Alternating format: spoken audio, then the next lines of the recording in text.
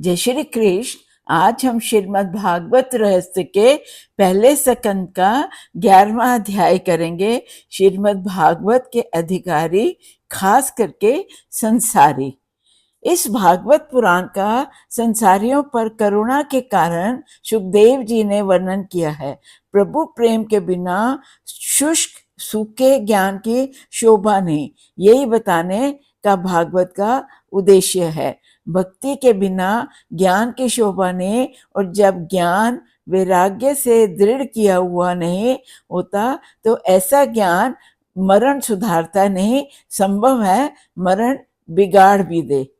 मरण को भक्ति सुधारती है। ज्ञानी को अभिमान आता है कि भक्त को नहीं। भक्ति अनेक सद्गुण लाती है और सर्व गुणों की जननी है।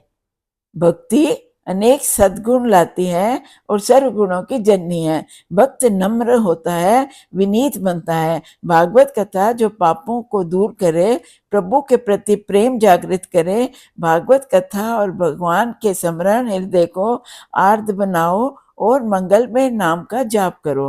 कलयुग में मुक्ति पाने का यही सरल उपाय है। संयम और सदाचार धीरे धीरे बढ़ाओ। भक्ति में आनंद आएगा, वैराग्य आएगा, आचार विचार शुद्ध होगा और भक्ति की पुष्टि होगी। जीवन विलास में हुआ तो मानो भक्ति का विनाश हो गया। भागवत शास्त्र मनुष्य को काल के मुख से छुड़ाता है। काल के मुख से छूटना है तो श्री कृष्ण की शरण में जाओ, कि जो सब कुछ भगवान पर छोड़ देते हैं, उनकी चिंता भगवान स्वयं करते हैं। सुनिए कैसे। महाभारत में जब दुर्योधन भीष्म पितामह जी को ताना देता है, तब वह प्रतिज्ञा करते हैं कि कल मैं अर्जुन को युद्ध में मारूंगा या मरूंगा। इस प्रतिज्ञा से सब घबराए, किंतु ये भीष्म पितामह की प्रतिज्ञा थी, क्योंकि ये भीष्म पितामह की प्रतिज्ञा थी। ये सुनकर श्री कृष्ण तो चैन नहीं आया, रात भर निद्रा नहीं आई। पता नहीं मेरे अर्जुन का क्या दशा होगी, ये देखने जाते हैं। जब देखा अर्जुन तो गहरी निद्रा में सो रहा। सोचा भीष्म जी की इतनी भीषण प्रतिज्ञा के बाद भी ये इतनी शांति से कैसे सो रहा है। उन्होंने अर्जुन को जगाया और पूछा, तुम्हें मृत्यु का भय नहीं है, चिंता नहीं है? अर्जुन बोला, मेरी चिंता करने वाला तो मेरा स्वामी है, वो जागता है, इसलिए मैं शयन करता हूँ।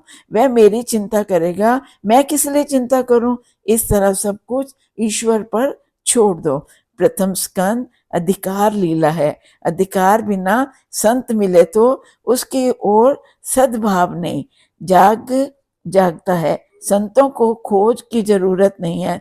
प्रभु कृपा से संत मिलते हैं, और जब तक मन शुद्ध नहीं होता प्रभु कृपा नहीं होती। मनुष्य जब खुद संत बनता है तभी उसे संत मिलते हैं। बिना संत मिले बने अगर संत मिले भी तो सद्भाव नहीं जागता। जैसे जिसकी आंख में ईश्वर है, उसे सब में ईश्वर ही दिखता है। कहते हैं जब तक तुम संत नहीं बनोगे तुमको संत नहीं मिलेगा। अगर मिल भी जाता है तुम्हारे भाव ही नहीं जागेंगे उसके लिए। संसार के प्रत्येक में दोष है और गुण भी है। संसार में प्रत्येक चीज में दोष भी है, गुण भी है। अपनी दृष्टि ऐसी गुण में बनाओ कि दूसरों के दोष देख ही ना सके। जिसकी दृष्टि ऐसी गुण में है वही तो संत है। अभिमान आए तो पतन होता है। मनुष्य में जब कोई दोष नहीं रहता तो उसके मन में अभिमान आ जाता है। संभव है कि ईश्वर भी अपने संतों में, भक्तों में एकाध दोष रहने देता है, जिससे उन्हें नजर ना लगे।